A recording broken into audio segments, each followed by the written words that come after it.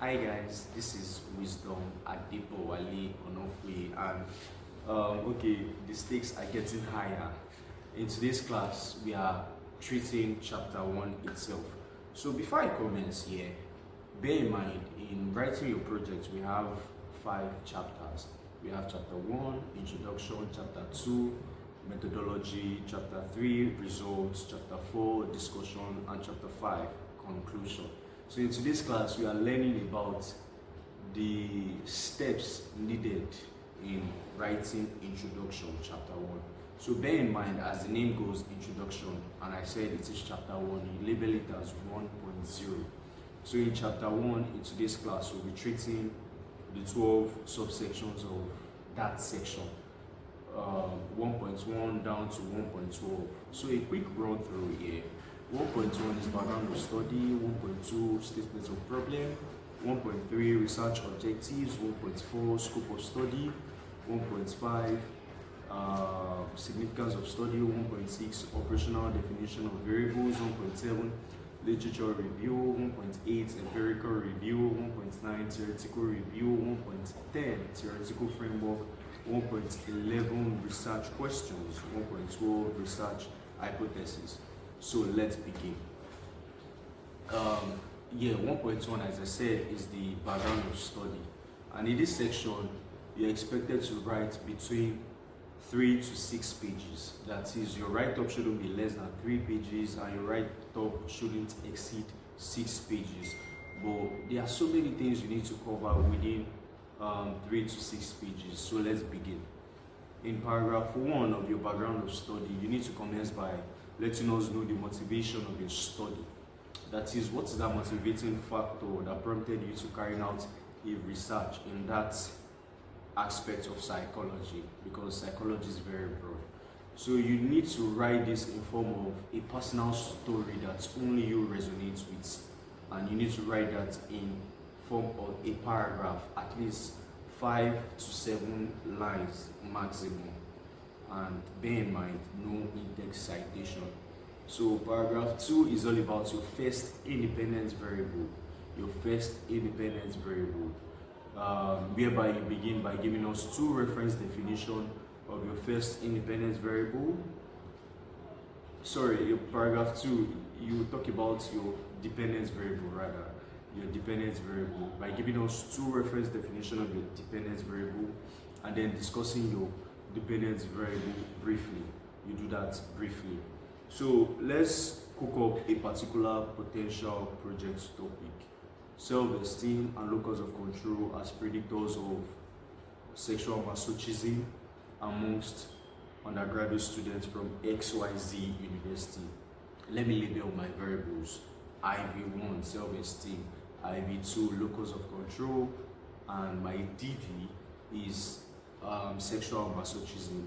You might want to ask, what is sexual masochism?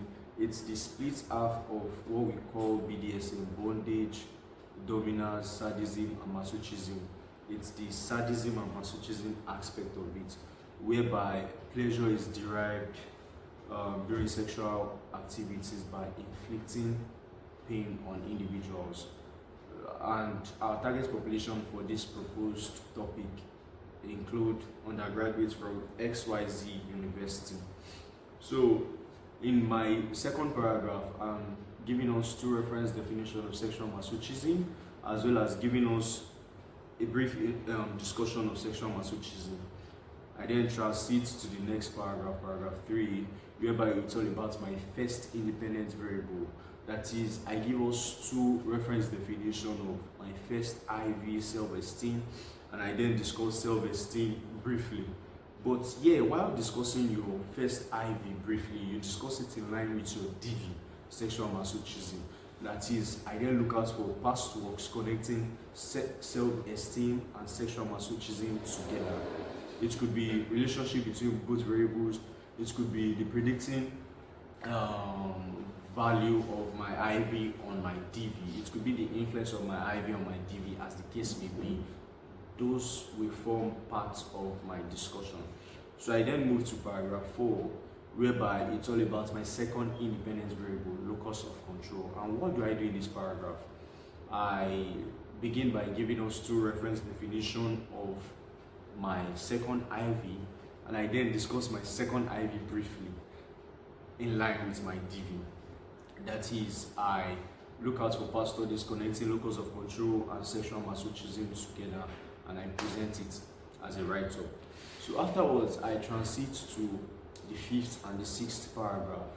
Here you bring up two socio-demographic variables that can potentially predict your dependence variable. So we have socio-demographic variables like gender, age, religion, ethnicity, marital status, family background, financial income, level of study, etc. So let's assume paragraph 5, I'm introducing gender. Paragraph 6, I'm introducing age. So I set out gender for paragraph 5 and I set out age for paragraph 6. And then paragraph 5, I start by giving us two reference definitions of gender. Afterwards, I discuss gender briefly in line with sexual masochism, my DV, by bringing up past studies. So I then move to paragraph 6, whereby I give us two reference definitions of age, my second socio-demographic variable, and then I discuss age briefly in line with my DV, sexual masochism. So that's that with 1.1. 1.2 is labeled statements of problem. And here, you as the researcher, there's a particular problem only you can see in the society or wherever you find yourself in your environment, and you are proposing that your study would solve that problem. That is a summary of statements of problem. So you want to shed light on the problem, and you want to shed light on how your study is solving that problem.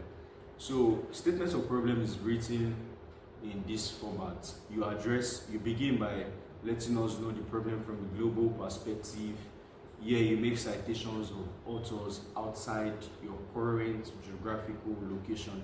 Let's assume you are a Nigerian researcher. In this aspect, you make citations of authors with outside Nigeria, maybe from Ghana, maybe from England, maybe from Brazil, maybe from Peru, as the case may be. So you then discuss the problem from the Nigerian perspective, your current geographical location, and then you begin by telling us how your study will solve that problem. By solving that problem, that is, you introduce a unique thing which sets your study apart from past studies. With that, you are also done with statements of problem.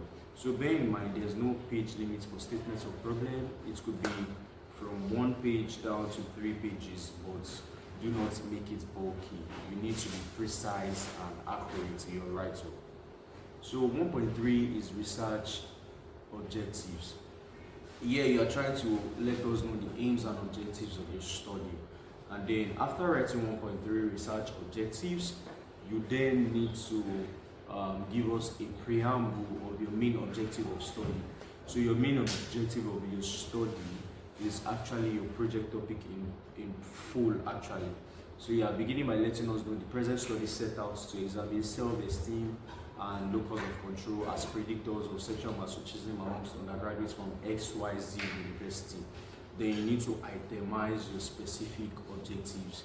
That is, from the background of study we discussed, we are to have at least 4 research objectives. So bear in mind, your research objectives could be 2, could be 3, could be 4, could be 5, but cannot be more than 6.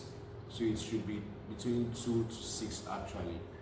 So from our potential topic in view, the first research objective is to examine or to explore self-esteem as a predictor of sexual masochism amongst undergraduates. Then the second one, to examine locus of control as a predictor of sexual masochism amongst undergraduates. 2. Then 3, to examine gender difference in the reports of sexual masochism amongst undergraduates. Then the 4th one, to examine age as a predictor of sexual masochism amongst undergraduates. So that's that with 1.3. 1.4, you transit into scope of study. Yeah, you're trying to let us know a proper overview of what your chapter 1 entails and a bit of your chapter 2, what it's going to entail. So you are beginning by letting us know your main and your primary and secondary objectives of study. Then also you need to let us know who are your target population, where you are deriving your target population, how you are arriving at your sample size for your study, what sampling technique you are adopting for your study, and then you are letting us know the modalities at which you are administering your questionnaire. Afterwards, you can let us know the instruments you are using to, or the scales you are using to measure your variables, which will form part of your questionnaire. So that's that scope of study. You are not making use of any citation. So you move into 1.5, significance of study. Here is all about letting us know how important your study is, and you are not making any citation whatsoever, because it's down to your understanding of your project and how important you feel your project is. So scope of significance of study is written in paragraphs. The first paragraph, you are letting us know how important your study is to your target population, and this is our case study project. Our target population include undergraduate students. Sorry. So afterwards, you then move to the second paragraph. You are letting us know how important your study is to significant order of the target population. Then you transit to letting us know how important your study is to the society at large. Afterwards, you let us know how important your study is to knowledge and to research. So that's that with scope of study. We then move to 1.6, operational definition of variables. Yeah, you are going to list out your variables beginning from your DV to your first IV, your second IV, your first socio-demographic variable, your second socio-demographic variable. So you are letting us know how you are defining each variable in the context of your study. So let's assume my DV is memory recall. I'm not defining memory in the global aspect. I'm defining memory as used in my study. Let's say memory in my study is the ability to recall 16 nonsense syllables in 60 seconds. So that could be the definition of memory in my study. And let's assume IV. My first IV is alcohol. And I want to define alcohol by the ability to take 2 shots of vodka successfully. So you are letting us know how you are defining those variables in your study. You are letting us know how you are measuring those variables also. What psychological skills are you using to measure your psychosocial variables like your DV, IV1, IV2. And then how well you are measuring your socio-demographic variables, age and gender, by participant responses to the section A of the questionnaire, and then you are classifying those socio-demographic variables how you so wish. So by gender, I might want to say male and female. Another researcher might want to say male, female, non-binary, or male, female, I prefer not to say. So it's up to you to categorize or classify your socio-demographic variables how you so desire. So we then move to 1.7, literature review. This aspect is all about clarification of main variables. By this, we are taking cognizance of our DV, sexual masochism. We are also taking cognizance of our first IV, second IV, which include self-esteem and locus of control, respectively. So yeah, I begin by giving us a proper overview of what sexual masochism is to enlighten everybody, by giving us probably definitions of sexual masochism, forms of sexual masochism, maybe through spanking, beating, use of clips, acupressure or whatsoever, use of clips, use of needles, as the case may be. So afterwards, after doing justice to my DV, I then move to my first IV, self-esteem. And then I also do the same by giving us definitions of self-esteem, classifications, importance of healthy self-esteem, demerits of unhealthy self-esteem, etc. So I then move to my second IV, locus of control. I do the same to whatever points I can find on the internet. Afterwards, I then move into empirical review 1.8. Here, it is where you review past studies related or kind of related to your research work. So here, you are doing that in 4 sections in relation to our case study projects, because we have 4 research objectives in this current context. So I'm expecting you to also review past studies in line with these 4 research objectives, and also have 4 research questions, 4 research hypotheses. So after labeling 1.8 empirical review, you're having 4 subsections, 1.8.1 down to 1.8.4, and you are bringing out each research objective therein. So you are looking out for at least 5 studies, at least 5 past studies in relation to each subsection. That is 1.8.1, self-esteem as a predictor of sexual masochism.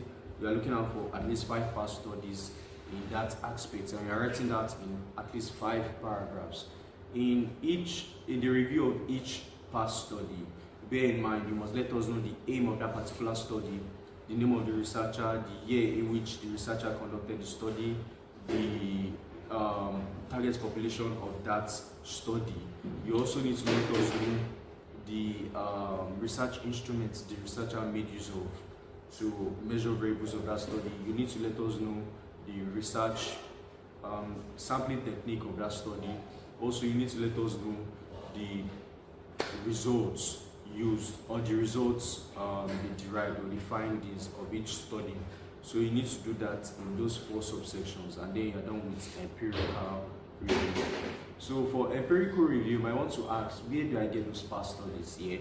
So left to me, I rely more on Google. I also rely more on Google Scholar, scholar.google.com, and then type each of those objectives therein. So it's going to fetch you so many past studies. I also rely on PubMed too. PubMed. So these are ways you could find or derive past studies. So afterwards, you are done with your empirical review. You transit to theoretical review 1.9, theoretical framework 1.10. So I'll explain both side by side. So let's begin. Theoretical review. Here you are bringing up at least 3 psychological theories related to your project topic. So you need to scrutinize your topic very well, and you need to be versed with psychological theories to be able to make use of at least 3 in this context. So when you get those 3 psychological theories, you explain them in-depthly one after the other. So 1.9 is theoretical review. So I'm expecting 1.9.1, the first theory, 1.9.2, the second theory, 1.9.3, the third theory. So what you are going to do is you are letting us know the propounder of the theory, the year in which the theory was propounded, and probably stages and classifications or whatsoever points you can get about that theory. So you need to discuss the theory in-depthly. Afterwards, you do that in order, one theory at a time, and then you are done with theoretical review. So bear in mind, with theoretical review, you are expected to make citations, because we don't expect you to know that information offhand. So for every statement you make, or for every assertion you make about that theory, you need to back it up with in-text citation, whether narrative in-text citation or parenthetical in-text citation. So afterwards, you delve into theoretical framework here, in which each of those theories you mentioned earlier in 1.9, you let us know how well they apply in your project topic, but you pick them one after the other, paragraph by paragraph. So for your theoretical framework, I am expecting at least 3 paragraphs, because you made use of at least 3 psychological theories in the previous section. So you are letting us know how this theory relates or applies to the context of your topic. So let's assume we are making use of Abraham Maslow hierarchy of needs theory. That is one of our theories. So the goal here is to let everyone know how Maslow's theory of hierarchy of needs apply to the topic self-esteem and locus of control as predictors of sexual masochism. So I do that with each of the theories I mentioned earlier. So afterwards, you are done with theoretical framework. You might want to draw a conceptual framework or a diagram how each theory applies to your topic. Afterwards, you are done with your theoretical framework. You then move into research questions, research hypothesis. So if you can recall, in 1.3 we had at least 4 research objectives. So for your research hypothesis, research questions, I'm expecting at least 4. So you should also bear in mind research objective 1 should be similar to research question 1, also similar to research hypothesis 1. Same goes with research objective 2, research question 2, research hypothesis 2. So let me give you an example of research question based on our research objective. So research question 1 could be, will self-esteem significantly predict sexual masochism amongst undergraduates? Question mark. Question 2, will locus of control significantly predict sexual masochism amongst undergraduates? Question mark. The third question could be, will gender significantly predict sexual masochism amongst undergraduates? Question mark.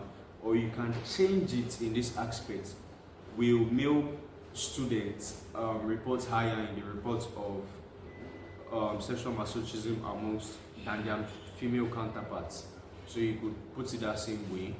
And the last research question could be, will, let's say, age significantly predict sexual masochism amongst undergraduates? So those are your 4 research questions, and then you've turned those questions into statements format, which becomes your research hypothesis. So thanks so much, guys, for sticking with me from beginning to the end of chapter 1. I remain Wisdom Adibowale Onofwe, otherwise called Psycho Wizard, and I'll see you in the next class. Thank you.